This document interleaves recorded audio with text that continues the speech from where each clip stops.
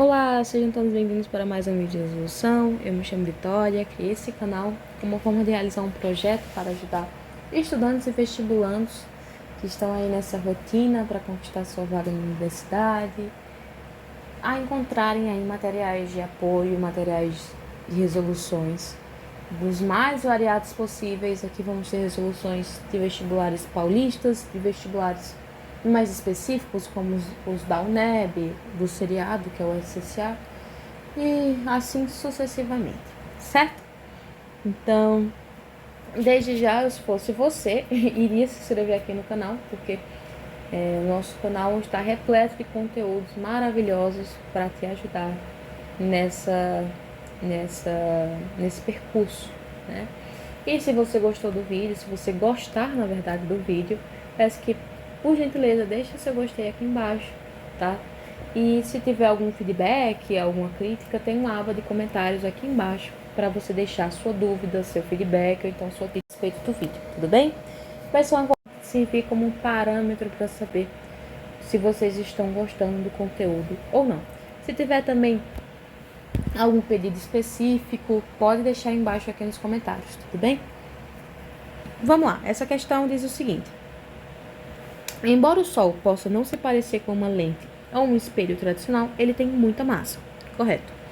E na teoria da relatividade geral do Einstein, objetos massivos curvam o espaço-tempo ao seu redor. O SSA 3, ele pegou a ideia da teoria da relatividade geral do Einstein de uma forma mais aprofundada, que ele só vai citar, tá? Mas ele aparece de novo aqui.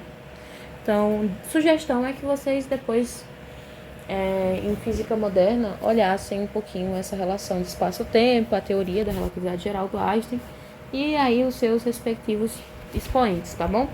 Às vezes é importante, e de fato é um dos tópicos principais da física moderna. Por mais que outros vestibulares, como o Enem, não cobre física moderna, tá? Seria interessante para esses mais específicos que cobram até a alma, né? Então vamos lá.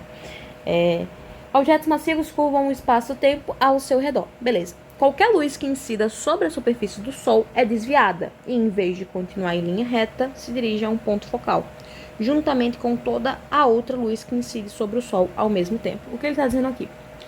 A teoria da relatividade geral do Einstein, em relação a essa questão, afirma então que a gente tem um Sol, do qual possui uma massa muito pesada, uma massa muito grande, na verdade, o que representa, portanto, uma massa muito grande, elevada, né? Representa, portanto, um objeto ali pesado, na lógica, né? E ele é tão pesado que qualquer raio que vier paralelo ao Sol, ou então passar aqui pelo Sol, após chegar a um determinado espaço, vamos supor que esses raios estejam mais ou menos aqui. Após eles chegarem em um determinado espaço aqui do Sol, eles vão se desviar, justamente pelo peso que o Sol ocupa. Então, bem interessante, tá? É basicamente isso que o enunciado está falando pra gente. E ele está falando, ele faz uma referência que a luz do Sol é desviada e tudo mais, em vez de continuar em linha reta. Que essa luz, então, portanto, ela vai se dirigir, essa que for desviada, a um certo ponto focal em específico, algum ponto em que todos os raios de luz, querendo ou não, vão se convergir para esse ponto focal, tá? E aí ele faz a suposição, ele faz uma referência de como se o Sol fosse uma lente, né? Ele usa essa analogia de que o Sol é, portanto, uma grande lente. Vamos lá. A lente gravitacional solar leva a uma resolução quase inacreditavelmente alta.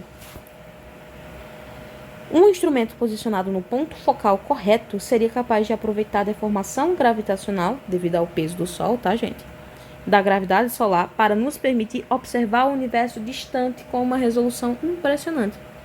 O ponto focal de toda essa curvatura da luz fica a 542 unidades astronômicas, onde unidades astronômicas é a distância entre a Terra e o Sol, que corresponde a 3 vezes a distância alcançada pela nave espacial mais distante da humanidade.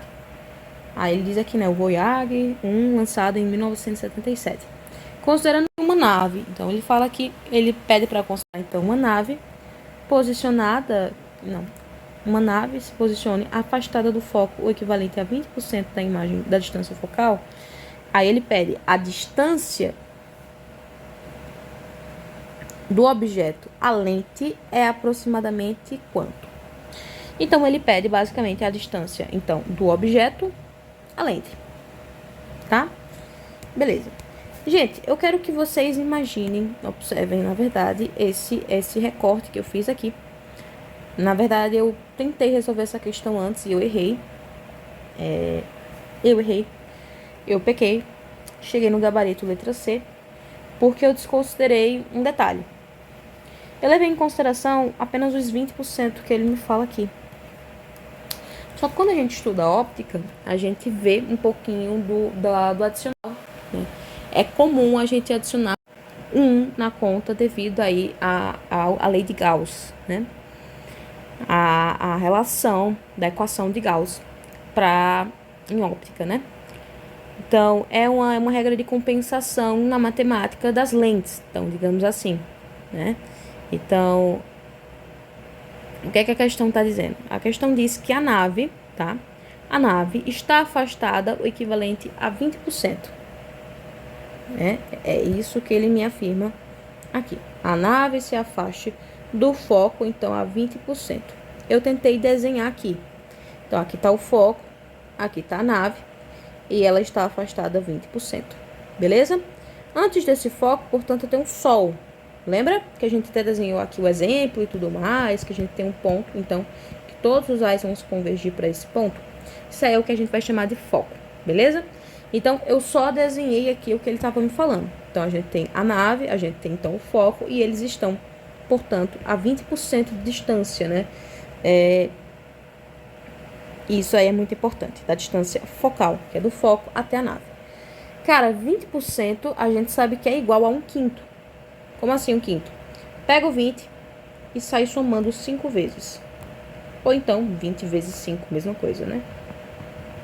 Isso aqui vai dar 100. É um pouco lógico, né? É um pouco óbvio isso aqui. Então, isso aqui representa, portanto, basicamente 1/5. Então, eu coloquei aqui, só abreviado em forma fracionária de 1/5. Então, 1/5 se refere, então, à distância focal à nave, perfeito? A gente viu, então, que é igual a 1/5. É uma parte em 5. E na matemática, a gente calcula onde a imagem se forma, né? E para isso existe um equilíbrio. Como assim? Se você mexe na distância em 1/5, o resultado final, ele puxa o valor inteiro do foco, que seria 1, mas para o inverso daquela parte de 5. Vitória, eu não entendi nada. Tudo bem, não precisa entender. E é por isso que essa imagem, mecanicamente, é uma conta muito fácil, só que de interpretar, você gasta alguns fosfatos aí para poder conseguir girar aí algumas engrenagens na sua cabeça para tentar entender, tá? Então, inclusive, essas últimas questões que eu deixei, especialmente essa próxima que eu vou fazer o vídeo, ou então a última, eu tô pensando ainda nela, são questões que elas exigem uma interpretação um pouquinho mais aprimorada, sabe? Normalmente essas questões mais difíceis eu deixo pro final da resolução da playlist. Então, por que o 1 vai entrar na conta? Então, beleza, a gente já sabe que o 5 vai entrar na conta porque ele representa, portanto, 1/5, né, da parte aí da distância focal entre a nave. E ele quer essa distância, portanto, toda aqui. Lembrando, tá? Quando eu me refiro a 1 unidades astronômicas, eu estou me referindo, portanto, a 542. Ou, perdão, eu me refiro a 542 unidades astronômicas, né? Então, vamos lá. Onde tudo acontece, o ponto de origem onde tudo acontece, que é aqui no Sol, beleza? Representa, em relação ao foco, tá? Uma parte, que é 542. Como assim? Ele me avisa, ele me diz isso, que o ponto focal fica, portanto, a 542 UA, que é unidades astronômicas. Então, eu sei que aqui é 542. E pela lógica, a gente sabe perfeitamente que isso aqui, portanto, é como se fosse 542, né? Um representa, portanto, a proporção de 542 unidades astronômicas.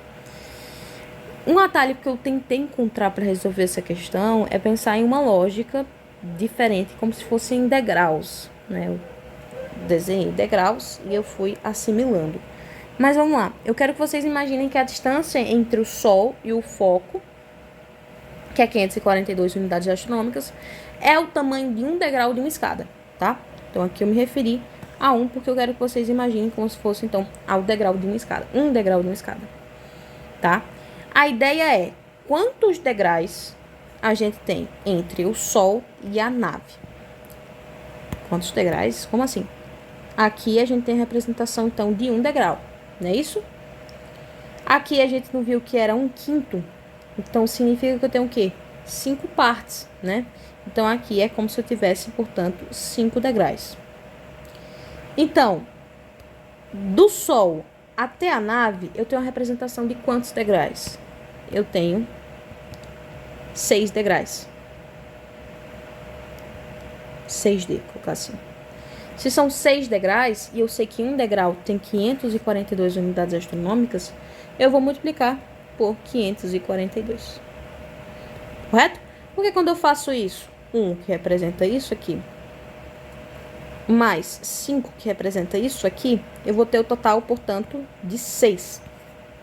6 é o todo. E é justamente o que ele quer.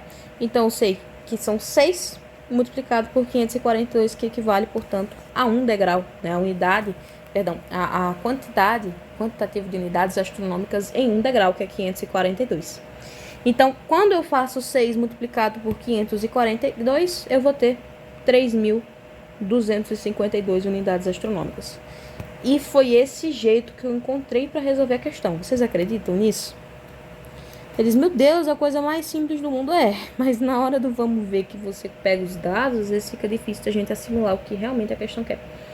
Mas fazer esse sistema iria ajudar muito. Foi porque eu fiquei marretando para ver se eu conseguia fazer na marra sem ter que assimilar dessa forma. Eu quero saber se vocês encontraram outro jeito de resolver essa questão. Se vocês conseguiram encontrar outro mecanismo de resolução, tá? E porque eu pensei, né, em outro jeito, só que não estava batendo a conta final. Então, resumidamente, né, o primeiro ponto é, de fato, aqui o ponto de partida do Sol até o foco, tá? Quando eu faço isso, eu tenho apenas essa distância. Eu não quero isso, eu quero o total dessa distância. Então, eu equivalo a 1. E 5 é o quanto você andou a partir de lá, ou seja, a partir do foco, né? Por causa dos 20% que ele me diz, que é os 20%, né? E aí, você faz essa simulação. Então, quando você não soma 1, galera, você está levando em consideração, portanto, isso aqui. Como eu disse, isso tem uma lógica muito mais a fundo, que são das equações de Gauss, né? Nas equações de Gauss, para óptica, a gente tem outra ideia, que é a equação da fimose, né? Ou então a equação da pétala, né? Uma petalinha, enfim, que é 1 sobre F igual a 1 sobre D' mais 1. Ou 1 sobre F é igual a 1 sobre P mais 1 sobre P'. Não é isso? Aqui é a posição focal, aqui é a posição do objeto e aqui é a posição da imagem.